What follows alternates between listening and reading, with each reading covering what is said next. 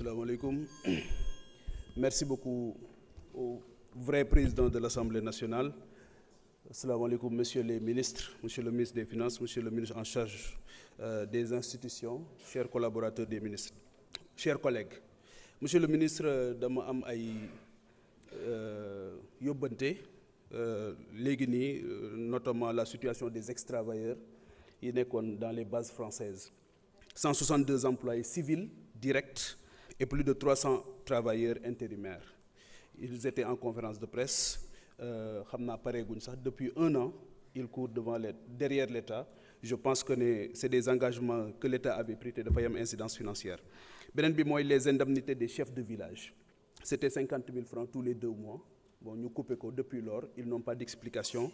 Ak rôle bi nga xamante ni ñoo ngi koy jouer dans les villages, je pense que loolu aussi ça mérite une réponse. Beneen bi mooy sur la commune de Sessène, au niveau de la commune de Sessène, sur 19 villages, monsieur le ministre, 11 ne sont pas électrifiés.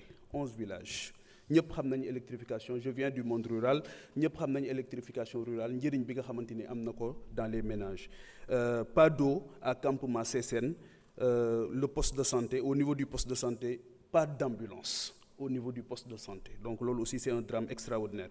Sur le plan des infrastructures, aujourd'hui, au niveau de Thiadiaye, ma commune, les routes Thiadiaye-Fissel, Ndondol aussi, jusqu'à Ndondol, c'est plus que des routes pour yu nit di jaar dem ak ñëw, mais c'est aussi des pistes de production yoo xamante ni baax na ñu bàyyi ko xel bu baax.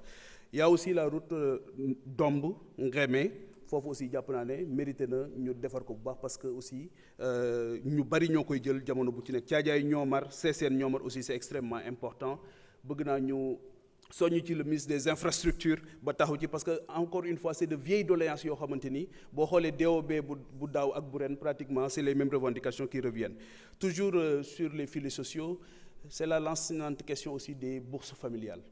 Dañ ne woon dañ koy évaluer parce que depuis 2013 la woon am na ñu ko doon jot, am na engagement yu ñu jëloon suñ ko waree yokk wala ñu war ko changer pour mu dem ci beneen population. Est-ce que ce travail a été correctement fait? Parce que aussi am na ay devoirs, c'est des droits, mais aussi il y avait des devoirs yoo xamante ni nekk na ci ginnaaw. Je pense que ne loolu aussi lu am solo la. L'hôpital de Mbour, suma collègue wax na ko léegi, honorable député, l'hôpital de Mbour jàmbat buy ñëw tout le temps la parce que population bi yokku na, hôpital bi attanatu ko et que li ci nekk ci drame social tamit kenn xamul ni mu toll. Bon ñi nga xamante ni ñëpp dëkk nañ Mbour tey jii gis nañ ne c'est un vrai problème au quotidien. Les gens sont sollicités au quotidien. Le personnel se bat énormément, mais encore une fois besoin bi rëy na rëyaay boo xamante ni parce que moo polarisé zone boobu yëpp et que ñëpp xam nañ ne Mbour c'est une démographie extrêmement importante. C'est la même chose aussi par rapport à l'hôpital de Thiadiaye avec may nuyu le directeur, avec un manager incroyable qui fait des choses remarquables, mais c'est toujours l'efficience qu'on lui demande. Faites beaucoup de résultats avec des moyens souvent dérisoires. C'est extrêmement difficile, d'autant plus que depuis plus d'une année, les fonds de dotation yi dem ci mairie yi ñëwuñu. Cela veut dire que li mairie bi doon war leen jàppale sax daanaka amu ko. Ils sont obligés de trouver des ressources additionnelles, mais les malades n'attendent pas parce que loolu aussi je pense que c'est bon à savoir. Et que lu ñu leen dimbali tamit doyul loolu c'est valable pour toutes les autres communes yi nga xamante ni dañu nekk dans le département de Mbour. Je pense que ne mérité na une attention particulière. Wax naa léegi le poste de santé de Sessène effectivement qui n'ont pas d'ambulance. Loolu aussi jàpp naa ne le ministre de la santé peut réagir rapidement au moins parce que c'est des problèmes yoo xamante ni li muy causé ci musiba kenn xamul ni mu toll. On peut ne pas avoir les mêmes problèmes. Mais ñoom ñi nga xamante ni ñoom ñoo koy dund au quotidien xam nañ ne loolu lu métti la loo xamante ni jot na ñu kii ko. Beneen bi monsieur le ministre foofu laay jeexale. Le Sénégal n'a pas un problème institutionnel. Institution moo permettre Pastef mu ñëw au pouvoir en 2024. Institution yu forte. Les institutions ne valent que par ce que les hommes et les femmes qui les animent en font. Donc le vrai problème il est économique et je pense qu'aujourd'hui daaw promettroon nañ ko. Aujourd'hui quel est le modèle économique du Sénégal? Fan la ñu bëgg a yóbbu Sénégal sur le plan économique?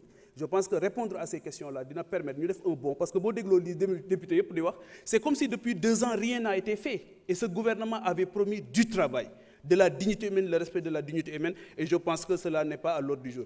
Beneen bi mooy monsieur le ministre, c'est sur une note personnelle. La bave du crapaud n'atteindra jamais la Blanche Colombe. yaa ma jàngal économie xam naa la bu baax nit ku baax nga ku sell nga ku bëgg lu baax nga donc li ñu lay tuumal yëpp dara du ci dëgg continuer sa liggéey yàlla na la yàlla sàmm merci.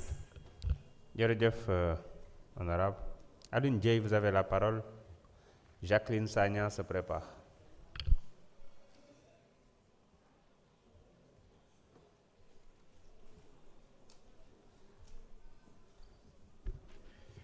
Merci monsieur le président de séance ñu ngi lay nuyu di yóbbante su nuyoo si président Ousmane Sonko di wax ni teewaayam fii neex na trop di wax nag sunu hôpital yi manqué oxygène trop donc na nit ñi delloo seen xel bala ñuy am crise cardiaque. Monsieur le ministre maa ngi leen di nuyu di leen ziar bu baax mais di demander parce que dañu remonter information yooyu. ñu ni ndax dafa am structure yi nga xam ni c'est des structures privées ou des partenariats PPP yi nga xam ni duñu contribuer sur le budget de l'État lu mel ne Afrique Pesage bëgg nañ xam contribution sur le budget de l'État ak lu mel ne Eiffage beneen bi ñuy wax mooy si budget 2026 bi dañ si inscrire la grande mosquée de Pâle te ba léegi amuñu ci benn information par rapport ak le début des travaux ñu ciy laajte lu ngeen si man jàppale ngeen jàppale ko parce que lu xalifa bi soxla la lu population bi di xaar boobu ba léegi la bi ñu gisee ñu inscrire ko ci budget bi vraiment dafa nekkoon un ouf de soulagement mais ba léegi gis ñu le début des travaux beneen bi mooy la route Ngalel Gandon parce que ku xam Saint-Louis xam nga ni Saint-Louis dugg fa yombul. mais la route Ngalel Gandon ñu débuté woon ko mais ba léegi fi travaux yi yemoon fa la yem ñuy demander pour ngeen jàppale ñu ndax mu nekk luy désenclaver Saint-Louis beneen bi ñuy wax mooy l'université de Saint-Louis l'université Gaston Berger service médical bi nekk ci situation bu difficile waxoon nañ ko fii daaw ñu ciy dellusiwaat ak restaurant numéro 1 depuis 2010 lañ ko créé woon. Resto 1 bi ak capacité bi université bi toll mënatul servir lu bëri ñuy wax ngeen jàppale leen si ndax vraiment seen situation bi mën a améliorer wu. beneen bi mooy rectorat bi de l'UGB am benn dette de presque 1 milliard depuis 2018 ñu koy traîner ñu bëgg nag vraiment lu ngeen leen si mën a soutenir ngeen soutenir leen parce que seen situation bi aussi budgétaire. xaw woyof ci ñoom tuuti beneen bi ñuy wax mooy l'aménagement de la zone Djeri des communes de Fass et de Pâle de Fass et de Gandon parce que li ñu constaté mooy yàlla may nañ foofu suuf su bëri may nañ jant bu bëri may nañ jeunesse bu dul jeex donc pauvreté bi fa nekk war na fa man dañ bu ci état bi jàppee ba nga xam ne développement dina am ci zone boobu. beneen bi mooy PUDC dafa bari village yoo xam ni dafa commencé woon électrification bi mais ñu constaté que depuis 2 ans les travaux dafa arrêté def nañ presque l'essentiel des travaux mais bàyyi nañ ko fa dem na depuis 2 ans lu mel na Tëddibiti lu mel na Mérina Sall dëkk yu mel noonu def nañ li ñu war a def yëpp mais population bi boobu ba léegi mën ñu am courant bi yegsi ci ñoom beneen bi mooy lekkal xaar yàlla de Saint-Louis. bëgg nañ aussi ngeen jàppale leen pour que vraiment réhabilité waat ko parce que yàqu na yaxeet beneen bi ay remerciements la yu may adressé au DG de la SONES Abdou Kane vraiment mu nekk ku ñuy jàppale ci wàllu ndox ci zone boobu mar bi ñu fexe ba nga xam ni dañ koy wàññi vraiment mi ñu ci jàppale donc ñu koy adresser nos vifs remerciements beneen bi ñu souhaiter bonne chance à tous les bacheliers du Sénégal mais surtout aux bacheliers du département de Saint-Louis merci beaucoup monsieur le ministre. Merci honorable ñu ngi jox kàddu gi Jacqueline Sagna Jogomay Diaw mën nga waajal.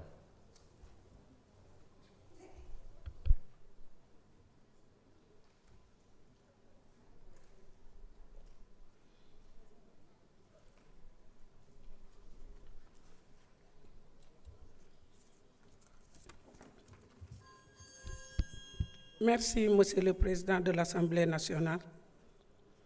Monsieur le ministre de l'Économie, des Finances et du Plan, Monsieur les ministres et vos collaborateurs, honorables députés, chers collègues, chers invités, nuyu naa leen. Mon intervention porte sur la souveraineté alimentaire, une préoccupation légitime de l'agenda national de transformation Sénégal 2050. Nous sommes tous d'accord que pour relever le niveau de productivité et nos productions dans l'agriculture, la pêche et l'aquaculture, l'élevage, il faut la combinaison de plusieurs facteurs qui sont déjà mis en branle. Monsieur le ministre, pour nous atteindre les objectifs de la souveraineté alimentaire, il faut nous donner les services d'encadrement comme ISRA, Institut national de pédologie, DER, ANCAR et Proval CV, en moyens financiers pour son fonctionnement. Monsieur le ministre, subventionner les engrais aux acteurs baax na waaye li gën mooy l'analyse des sols et des eaux.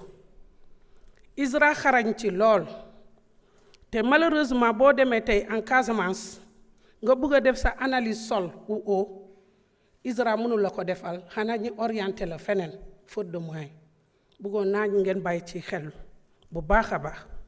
Monsieur le ministre, renforcer les équipements motorisés des DER en Casamance yuy ànd ak seen pièce de rechange parce que nag su motoculteurs yi paane amoo fenn ci Casamance foo mën a am pièce de rechange bi war a mën a tax ba motoculteur bi mënaat nekk di liggéey.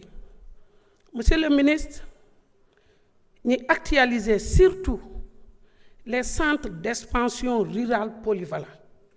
Je viens d'une commune d'arrondissement. Li may wax ma xam ko bu baax a baax. Les centres d'expansion rurale polyvalents dafa nekk de nom waaye doo fa fekk kenn koo xam ne moo ko fa nekkal. À maintes reprises su ma jógee fii fu ma dëkk dans ma commune de Niassia dam fay dem laajte naa te jamais musuma ko teg bët depuis des années ma bëggoon ngeen relancer loolu parce que ñooñu ñoo nekk en contact direct avec les acteurs dans le milieu rural. Monsieur le ministre, fu may daaneele mooy le plan Diomaye pour la Casamance. Ma waxoon naa ko fi dans ma commune de Niassia, le village de Bagam et de Bougnac sont toujours en attente pour le déminage. Retard de paiement des agents du CANAMS mu ngi persister toujours. Ma bëggoon ngeen taxaw ci parce que ce sont des pères de famille. Monsieur le ministre, fu may daaneele mooy les deux pistes Dialan-Kagit et Brin Bandial. Heure bi ni première pluie bu amee deuxième pluie c'est des pistes yi nga xam ne kenn mënatu fa dem te ay nit ñoo fa dëkk te mu am fa lu bare li nga xam ne mooy jógee ci village yooyu di dugg ci dans les autres villes mooy Ziguinchor pour la souveraineté alimentaire. Je vous remercie. Merci honorable. Diogomaye Diaw, vous avez la parole. Abdou Mbow se prépare.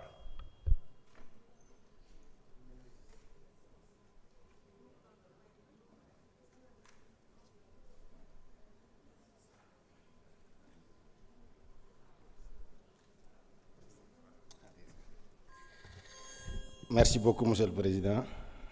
Monsieur le ministre, maa ngi leen di nuyu. Chers collègues, honorables députés, nuyu naa leen.